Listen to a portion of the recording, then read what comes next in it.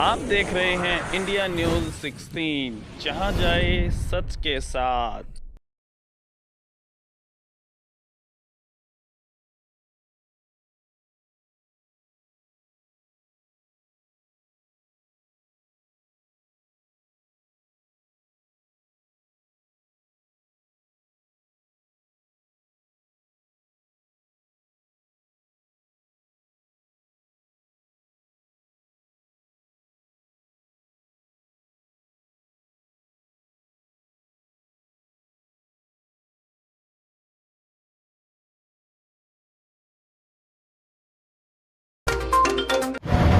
आज मैं महेंद्रगढ़ में आया हूँ।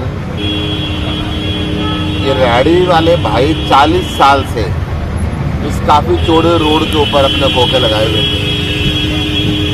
महेंद्रगढ़ निगम पर्ची काटती थी, किराया लेती थी, और अचानक एक दिन भारतीय जनता पार्टी की सरकार के मन में आया कि उनको उखाड़ के फेंक देना चाहिए। भरे सामान में बिना किसी नोटिस के रात के अंधेरे में दोनों तरफ से रोड बंद किया और 40 साल से पुराने तय बाजारी के तहत बैठे हुए लोगों को उखाड़ के फेंक दिया गया।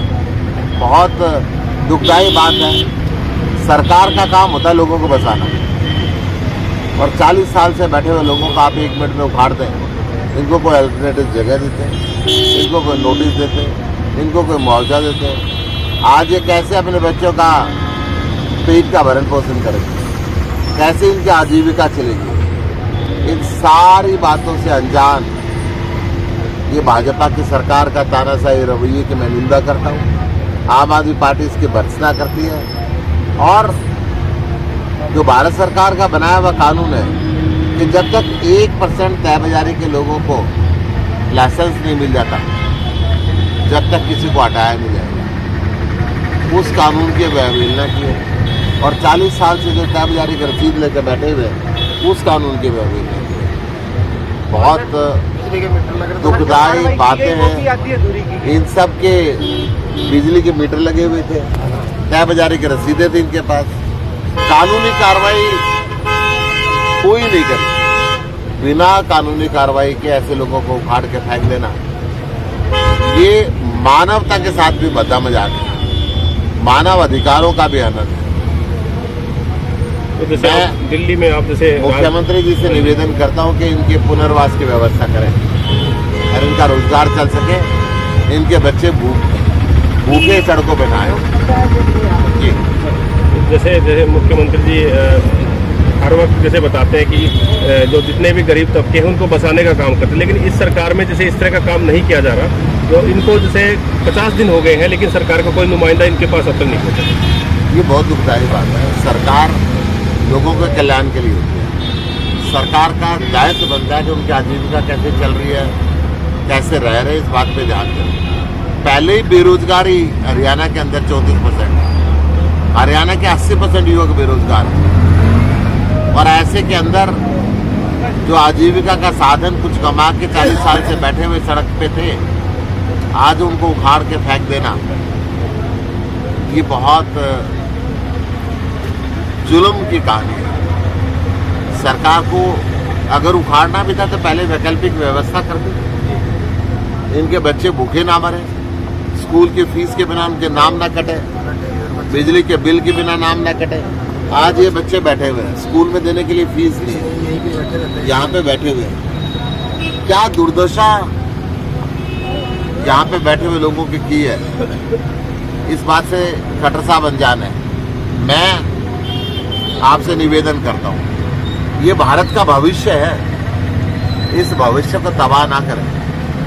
अगर इनके माँ बाप के रोजगार को आप छीन लेंगे तो कैसे हिंदुस्तान आगे बढ़ेगा? सर, इसके पापा हैंडीकैप्ड है, दिव्यांग लोग बैठे हुए हैं, और आप ऐसा जुल्म कर रहे हैं बिना नोटिस के, बिना प्रायर सूचना के, रात के अंधेरे के अंदर दोनों तरफ से पुलिस लगा के उठा दे। बहुत जोर जुल्म है। आप क्या मदद करेंगे सर इनकी? हम सरकार की आवाज उठाएंगे, इनकी पुनर्वास की व्यवस्था करें, और सरकार नहीं मानती है तो मैं प्रधानमंत्री को भी लिखूंगा, संसद में भी आवाज। आज इनके पास खाने के लिए भी कुछ भी नहीं, इस मामले में क्या मदद करें? जो भी हमारी पार्टी मदद कर सकती है वो मदद करेगी। मेरा नाम ओम प्रकाश है। आम आदमी पार्टी के सांसद सुनील गुप्ता आए थे और उन्होंने कहा है कि मैं मुख्यमंत्री और प्रधानमंत्री को लिखूंगा, पत्र लिखूंगा और तुम्हारा कोई न कोई समाधान करवाऊंगा। आर्थिक मदद की भी कोई बात कही? आर्थिक मदद में कहा था भाई पार्टी मदद करेगी। मैं सबसे पहले मीडिया बंधुओं का बहुत बहुत धन्यवाद करना चाहूँगा, क्योंकि हम तो 46 डिग्री टेम्परेचर में बैठे ही हैं, साथ में भाई भी हमारे साथ तत्पर हमेशा हमारी मदद के लिए तैयार रहते हैं सारे भाई। तो आज हमारे धरने स्थल पर जो आम आदमी पार्टी के सांसद सुशील गुप्ता जी आए थे, तो उन्होंने मैं यही आश्वासन दिया है कि भाई मैं पार्टी स्तर पे अपने लेवल पे या राज्यसभा में आपकी आवाज़ उठाऊंगा, अरविंद केजरीवाल जी तक आपकी बात पहुंचाएंगे, दिल्ली में भी आपका मुद्दा उठाएंगे और हरियाणा सरकार के मुख्यमंत्री जी हैं उनको भी आपको समाचार ज़रूर पहुंचाएंगे। आपकी बात पूरी तरह से रखी जाएगी और आपका कोई ना कोई समाधान होगा। कोई समय दिया गया कब तक? समय का कोई कुछ क्राइटेरिया नहीं बताया उन्होंने, सिर्फ यही बताया है कि भाई आपकी बात वहाँ तक रखेंगे और आपके मुद्दे को उठाएंगे। जिस तरीके से उन्होंने हमारे यहाँ पर कागज़ वगैरह भी चेक किए हैं, सारी चीज़ चेक करके फिर उन्होंने ये निष्कर्ष पे पहुँचे हैं कि भाई वास्तव में आपके साथ बहुत बड़ा अन्याय हुआ है। जिस तरीके से दोनों तरफ से बैरक लगा के रात को लाइट काट के विद सारा सामान के समेत हमें यहाँ से उजाड़ दिया गया था, वो सारी चीज़ें उनको दिखाई गई है। तो उन्होंने यही कहा कि भाई ये तो बहुत भारी त्रासदी हुई है इस तरीके से, तो और हम आपकी बात को आगे उठाएंगे और उन्होंने हमें पूरी तरह से आश्वासन दिया है। कोई आर्थिक मदद के लिए उन्होंने सिर्फ यही कहा है कि भाई पार्टी लेवल पे हम आपको जितनी मदद हो सकेगी उतनी मदद करेंगे।